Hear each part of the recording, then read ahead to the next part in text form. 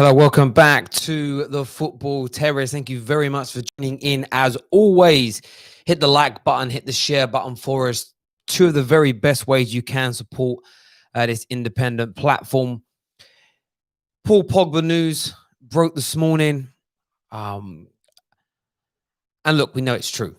Fabrizio Romano does not talk about stories that don't have a large dose of authenticity and integrity to them. Man United are trying to re-sign Paul Pogba. We know that Paul Pogba is enjoying his football. He's enjoying his time at Man United again, and there's a big opportunity to keep him at the football club. The Jadon Sancho situation we'll delve into in a little bit as well. Another update on that from the media this morning, that the deal was getting closer. But as I say, no closer than what I told you just a few short days ago. And that can't be ignored. It's always Sancho today was always going to rear his head. Always going to rear his head after Man United's poor performance against Chelsea. It was always going to happen. The same as it reared its head after four really good performances that saw us break the Premier League record of 4 games on the bounce, won by 3 goals or more. Suddenly it was, maybe we don't even need Sancho. Now it's, we desperately need him. And you're always going to have to put up with this as a fan of a massive, gigantic club like a Man United, a Chelsea, a Liverpool. It's going to happen. You're going to have these stories. So the media are telling us it's closer. The situation with Pogba has certainly moved forward. Pogba, his agent has informed a number of people that they're waiting for the offer to come through. Now, what's interesting about that is it shows you that Pogba and his representatives have told the club that they are more than willing to look at negotiating a new deal. Of course, the money has to be right. The terms have to be right. The future of the club have to be right. And I fervently believe that Man United will re-sign. I fervently believe that they will re-sign Paul Pogba in the coming weeks, certainly before the new season begins. That I'm very, very sure of. In relation to Jadon Sancho, listen, everybody knows my thoughts. Everybody knows my feelings on that. The deal is going to happen. Man United are on the up and up. We're improving all the time as a football team. Our run for the last 30, you've got to remember, Man United have been the best team in the Premier League over the past third of the season. That in itself is an absolute cast iron fact. We have been the best team in the Premier League for the past third of it. Our football is improving. It's a 20-game run we've been on. We've only lost 1 game. We've only dropped 1 absolute dire performance in that time, and that was yesterday against Chelsea with the result to boot. And we're certainly moving in the right direction. We need the Jadon Sanchos of this world massively, if we are genuinely going to progress, if we're definitely going to push forward. There's no doubt about that whatsoever. Comment here from Claude. And the Banter channel, one of our members says, I feel 2 wins and all is forgotten. Priority is the Champions League football next season. Just need to bolster the squad. And this is the interesting thing.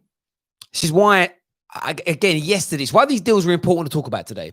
There is this weird notion that some Man United fans are trying to push that suddenly, because United had a bad performance and lost the game yesterday, suddenly these signings are not going to happen. Suddenly we've gone back to being a really bad team because of one poor result, one poor day. And this in itself is an absolute nonsense. It's an absolute nonsense. Paul Pogba is still looking to renew his deal. Kind of forget the media stories today about, it's a massive step closer. It's a little bit closer, but that's it. The Sancho deal won't change, and we won't hear any major updates now until Man United have confirmed Champions League football or not. If we get into the Champions League, this will be concluded very, very quickly after that point, in my opinion. It may cost Man United more money if we get in the Champions League, but I don't care about that. But Man United is still moving in the right direction. Claude there is absolutely right. 2 or 3 top quality players this summer, and we're moving on. As I say, the best team in English football for the past third of the season is Manchester United. 12 games played. It was only league here. 12 games played, 28 points. City is second in that with 24 points. Surprisingly to me, when I saw the Spurs sit third in that on 24 points, Burnley 24 points, Arsenal 23 points, Liverpool in sixth place over the past third of the season on 23 points, the same as Chelsea. And it's close, by the way. It's close, by the way. But Man United have been the standout team. And by the end of this season, we will win our remaining 2 games. And there'll be a nice little performance or 2 in there to boot as well. And we'll finish the season. We'll finish the season, and our last 14 games will read 10 wins, 4 draws. 34 points on the board in that time period. Lots of goals. Only 6 conceded, 27 scored so far. Best goal difference in the league during that time as well. And for Man United fans, you know what? If you want to act like the world's coming to an end because of this, that's on you. You're entitled to think and feel that way. You're entitled to behave that way. Of course you are. But you're absolutely wrong. Absolutely wrong in every way, shape, or form to try and act like United are going backwards. Let the rivals banter it. It's cool. I love it. I love that they're bantering us. But as Man United fans, to try and undo, to try and not recognize, to try and dismantle everything we've achieved in the past 20 games, which is a substantial amount of time. It's a huge chunk of the season. Huge chunk of the season is madness. You've seen that with people say, and this is my favorite, we haven't beaten anybody on that run. And that's because they're looking at the run from lockdown till now, as opposed to looking prior and taking away the City victories, the Chelsea victory as an example. And also undoing the fact that the biggest bugbear fans have had at Man United for 2 years, there's 2 of them. One, haven't scored enough and been entertaining enough. That certainly hasn't been the case for the past 20 games, generally speaking. And secondly, we don't beat enough of the small teams up. We struggle against the small teams. Look how many were slapped. Still, people aren't happy with the progression. That's because they're not real Man United fans, or they can't handle the banter. So they decide to, side with the enemy on this. We've got Josh here of a super chat that says, do you think Pogba had a word with Raiola regarding being so outspoken? He has been very quiet and well behaved, indicates Pogba is very content at the moment. Potentially. I mean, I can't answer that, but potentially that's the case. Scott here says, very optimistic. You talk like you're trying to convince yourself as well as others. What if they lose the next 2 games? What will that mean? Nothing. They are still bang average. Well, again, we'll cross that bridge when we get there, and we'll see how we play in those games. We'll see how things look. Another thing to not discount is the fact that, and we have to be mindful of this, and this is the same as everybody, right? If we look since lockdown until now, every team, Wolves, Chelsea, Liverpool, Arsenal, Burnley, Spurs, City, United, that sit inside the top 8 teams. If you even throw Sheffield United into there, right, and Southampton into there as the top 10 performing teams in the last third of the season, they've all dropped some clangers in this time. With all that games where our fans have walked away and gone, we looked a bit tired today. We weren't quite at it today. And that's because people are tired. People are fatigued. People are, this is unprecedented times. To play 9 games in 30 days at this time of the year in this heat is mad. You don't even play that amount of games over a World Cup period. You play 3 group games, and then 3 to 4, you would play 7 games in total, I think, from group stages right through to the final over a month to 5-week period. So all those clubs, including Man United, have played more games, high intense games, in the same time of the year with the heat as they would in a World Cup. And we expect there to be no tiredness, no bad performances. Yeah, there's been more substitutions, which of course can help. But Man United, no. One of their biggest areas is that we don't have great strength in depth. So we've played a lot of the same team throughout that. There's been very little rotation. That's a hindrance for us. And that's what we need to address in the summer. So from my point of view, bro, I get your point there, Scott. I ain't trying to convince myself. I know what I believe in. I know what I can see. And it's why if you watch my review video, of course I was angry to lose yesterday. Of course I was upset to lose. But I'm not enabling it to discombobulate me, push me off course. because Man United are moving in the very right direction. Rivals are going to deny it all they want, and let them. My issue at the moment is Man United fans who are just, it's almost like they've been this is their happiest day in the last 20 games, so they can say, we're not good enough. That's really weird. It's very, very weird indeed to have that thought process. Josh, you have another super chat, says, saw a great piece of banter today. It says, COVID breakthrough, wear David De Gea's gloves because they can't catch anything. Yeah, that's a good bit of banter. And you know what? I think it was Drifty put out one today that I genuinely loved. He put this out and I thought it was brilliant. I got to go and find it, but he put one out and I thought it was great. I'm actually just going to go to my reply. I replied to it and I actually said, that's genuinely good banter. Where is it? Sorry, let me just find it first because it was good.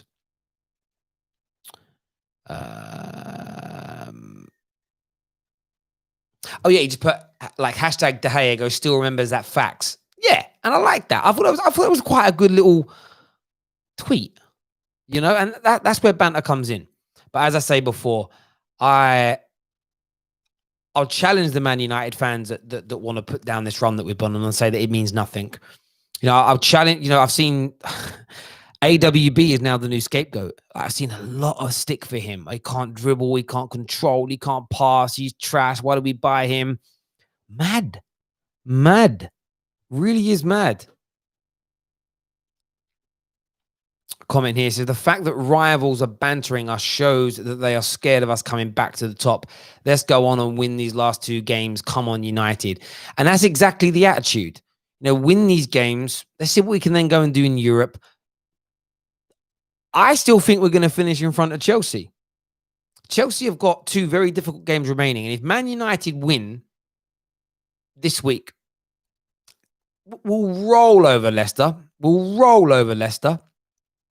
And I'm also excited because these are pressurized games. And yesterday's notion was, United can't win under pressure. They can't win when it matters.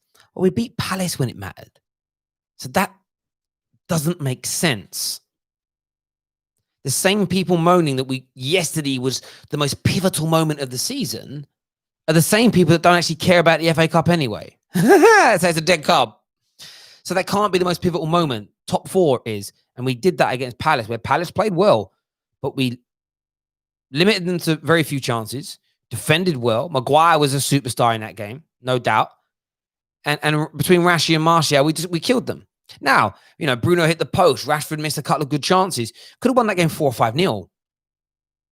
That's rare in football to continue to do that. Josh here of a super chat, one of our members, says it sucked to lose, but the FA Cup was not our priority. Top 4, and we can get silverware with the Europa League. The Avengers lost to Thanos as well. Listen, man, the Avengers lose in every Avengers film. They lost at the beginning and then they win in the end. Every Marvel film, they kind of lose in the beginning and they win at the end. That's Hollywood for you. And this is a story. When I say like we're back, I'm just talking about like back on track. Do you get what I mean? And we know we need to do more to get to where we want to be.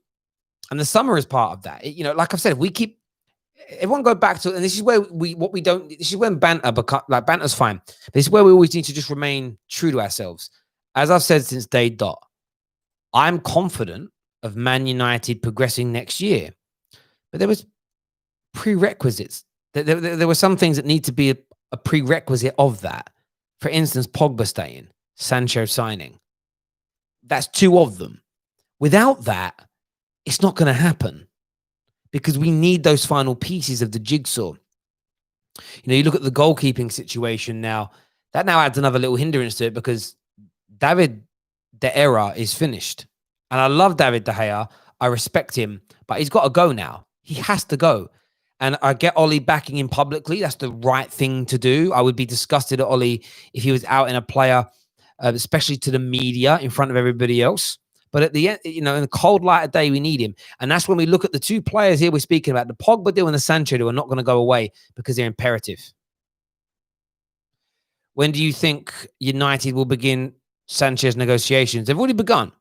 Those negotiations have already begun. However, Man United have made it clear they can afford around 70 to 80 million. They can probably push to more than that. If they make the Champions League, they then can afford more than that. They can afford much more than that then. And that's what Dortmund are waiting for. So it's all very close to happening. United haven't fallen away at all. But let's wait and see.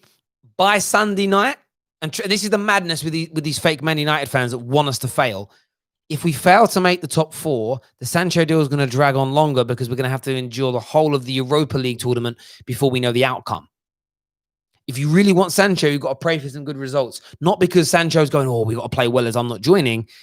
We need to know what's happening financially. And when we know that we've got the financial riches of the Champions League coming, the Sancho deal will motor forward, in my opinion, a lot quicker.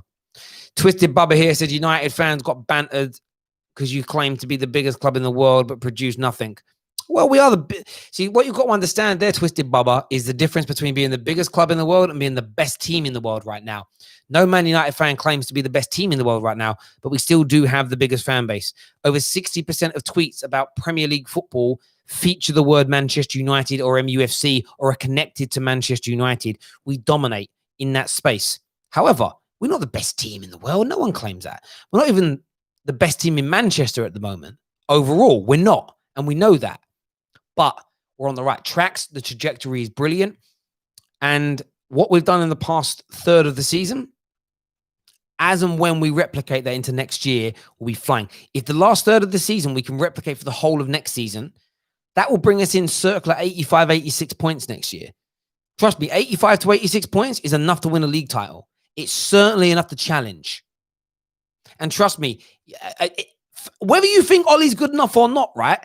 If we were to sign, I'm going to throw the names that people like. If Upamecano came in, as an example, if Oblak came in, Pogba stayed and we signed Sancho, are you really telling me with that squad, and maybe you're throwing a Van der Beek as well, you're telling me that squad with that depth, with that quality, couldn't replicate what we've done in the last 20 games or at least the last 12 league games?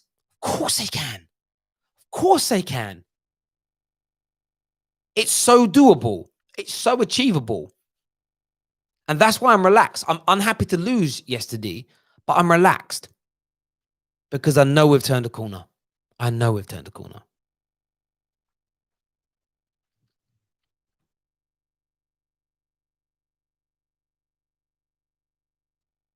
Terry, quality players will carry Ollie. And that's fine. If that's the narrative that people want to use, let them use it. Let them use it. You know, people say that about Pep. They say that about Pep, you know. And I'm fine with that because that's not good. That kind of banter isn't going to change how I feel. Because real football fans know that isn't true. Because what that also means, if they're carrying Ollie, that also means when they lose, they're the ones who are letting us down. That means that managers are not important if good players can carry you.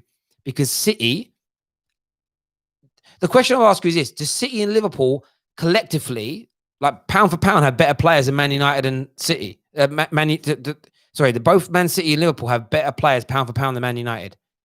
How many Man United players get into the first 11s of those other teams? That's kind of how you work it out, right? And if their teams are stronger than ours, then that narrative means you're saying that those players are carrying those managers. So if we can outperform them for a third of the season, that must mean and there's nothing to do with our coach. That means our players are better than theirs. So are we rival fans? Are you willing to admit that Man United's players are better? See? Logic, baby. Logic, baby. So some people here are saying none. Well, if none of our players are better, and for a third of a season, since we say we've turned the corner, we've outperformed you all, what does that say about your players and your managers? If our manager isn't good enough and none of our players are as good as yours. Done. Done yourselves again. You see, the banter don't work. Top managers get the best out of their players, but not the other way around. Yes, Twisted Bubba, but you're missing the point. These rival fans here and now have said that our players are not as good as the Liverpool and City players. Yet at the moment, we're outperforming them. What does that mean then? So like our manager's trash and he can't get good performance out of our players. But our players aren't as good as our rivals' players. Do you see the oxymoronic tone to both those statements together? I love this game. That's how I know, by the way. Listen, now people will go away and they'll take this and go, right, how do we say it next time so we can try and corner Terry and corner his opinion? You can't when you have an agenda. You can't.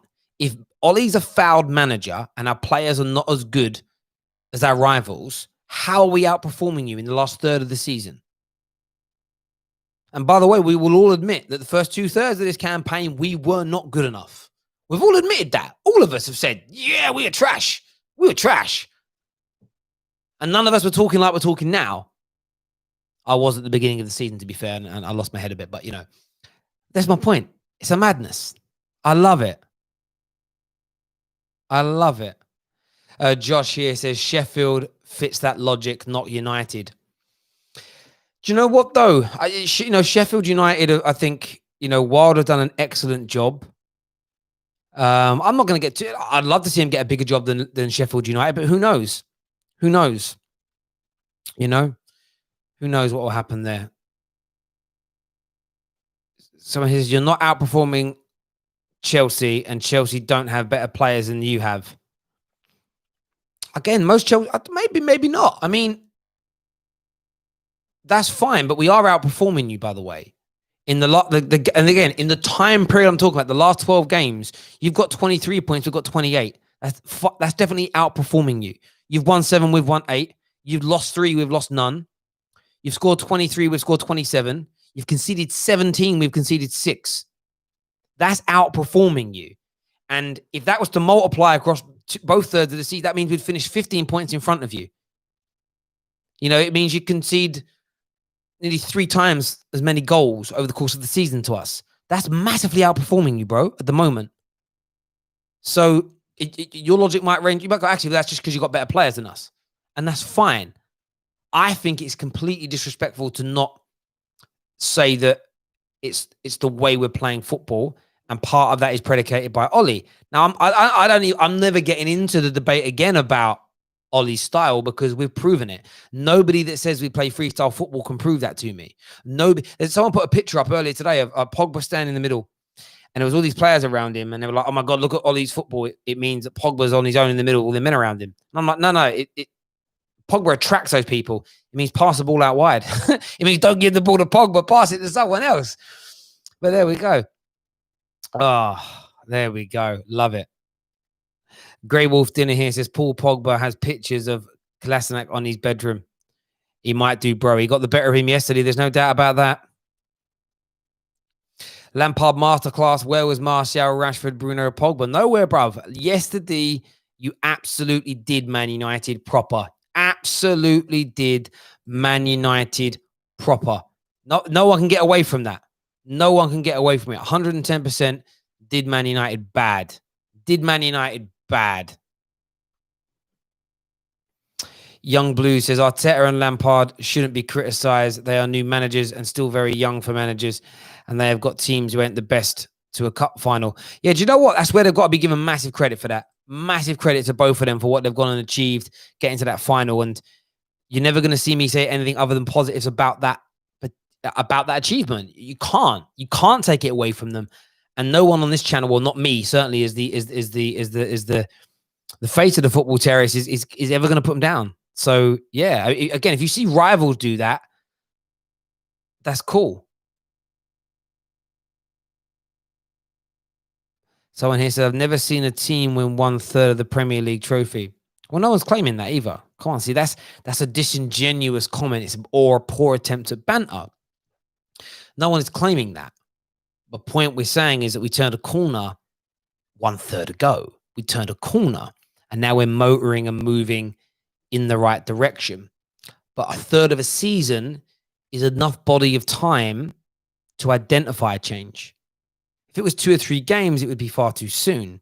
But 20 games, with, by the way, the remainder of the season, there's going to be at least 5 more games, maybe 6 more games Man United are going to play. 2 in the league, second leg of the Europa League, and then 3. Yeah, so 6 more games. Now, that could be a body of work of 26 games, which Most teams play a lot between 50 and 60 games. The top teams do that. So it's almost half of a normal campaign that we've turned a corner in, and it could lead to a trophy. We've also clawed back on third place, a 14-point deficit. 14-point deficit. Whether you're a rival or you're a Man United fan, to disregard these notions, to disregard these achievements is salty or exceedingly disingenuous. And I'm not going to do it. That's what it comes down to. Someone here says that's a poor analogy, stupid logic. That's from Chris. Let me know what stupid logic is, mate. I'd love to answer it back. Hello, Terry. What is the latest on Sancho to United? He wants to join. He's desperate to come to Man United. Clubs are still in the early stages of the negotiation. But if United finish in a Champions League space this coming Sunday, it will be all but done. The finances will get fixed quickly and we'll move on fast. Terry, the players were tired and we all saw it coming. Ollie should have rested the A-team. Yeah, maybe. Again, this is it, though. Whatever Ollie does, his haters will criticize. If we'd have rested players in other games to be fit for this, we'd say he's taking too much of a risk with the Champions League. They will look for any reason to criticize him they can. Whether he's winning or whether he's losing, they criticize. So I'm just not interested in what they've got to say. Remember, the same people that are today coming out and attacking AWB saying he isn't good enough for Man United, they're the same people that told us Trashford would never score more than 10 goals in the league. They're the same people that told us he was a championship player. They're all wrong. They're all wrong. All of them are wrong. And it doesn't mean their opinions now are wrong, but to take it as gospel mad. And I went through one of those tweets earlier, 6,000 likes. I read through the names of the first 200 people that liked it. Literally, no more than 20 Man United fans. The rest of them rivals. These people are literally, these types of Man United supporters are literally twerking for rivals for likes. It's disingenuous. It's basically taking, like the way, I have confrontations on Twitter with Drifty, with Ford, with these guys. It's fun. If I took their tweets and put them out as my own, as a Man United fan, do you know how much traction they'd get? Because rivals would say, "Go, yeah, it's like it's the most bog standard version of confirmation bias." If you think, and I throw Sank out there, if you think all bankers are lying thieves, and a banker comes out and says we're all lying thieves based on my experience, you're gonna latch onto what he said there. You don't even care if he's just joking, laughing, trolling, angry, lying. You're going to hold on to that because it's feeding into your confirmation bias. And that's what these rival fans do. It's very easy. I trust you. Whoever you support tonight, just spend a week tweeting negative things about your club, making sure that it gets in front of rival fans, and watch the traction just grow. So easy, bro. So easy. But you're twerking for a rival, so it's up to you.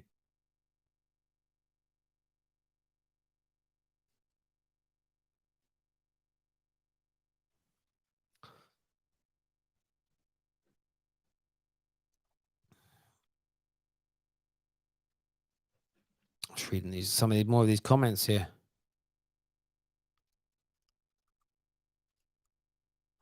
Gaming Ninja says David De Gea carried us for seasons and now we are bantering him. Not fair.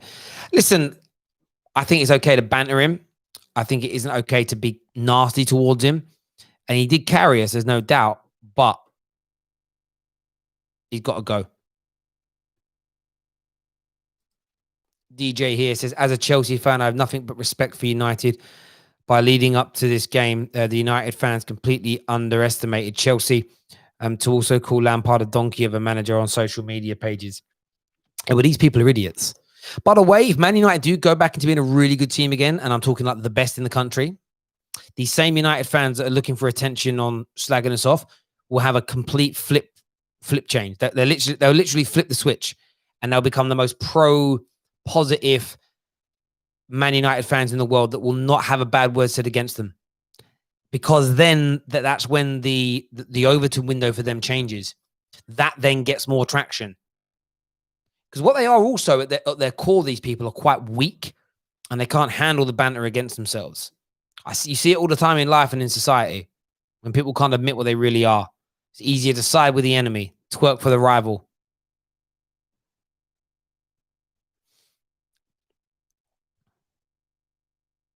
Someone here says, I mean, we won against Lampard's Chelsea 4 times now. 3 times now. We're bound to lose at some point, which is true. And that's why I said in the lead up to this. Guess what was my nervous factor about this game? There's the element of just, I don't know factually, but if Man United were to play the top 10 teams in the world 4 times in a season each, I don't think we're losing all 4 each time. I think we're going to win 1. I think we're going to get a couple of draws in. Like, we're not losing them all. And there's likelihood and then there's probability.